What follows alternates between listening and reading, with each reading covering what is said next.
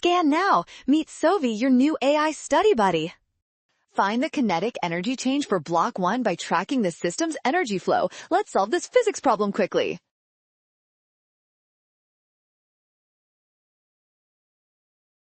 Since the string connecting the blocks stays taut, both masses must move at the same speed. That means block 1 and block 2 share the same final velocity after falling distance d.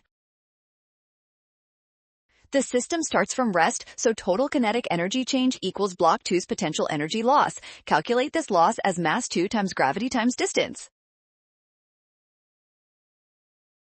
Subtract the kinetic energy gained by block 2 from the total energy. This leaves the energy for block 1, making option C the correct choice.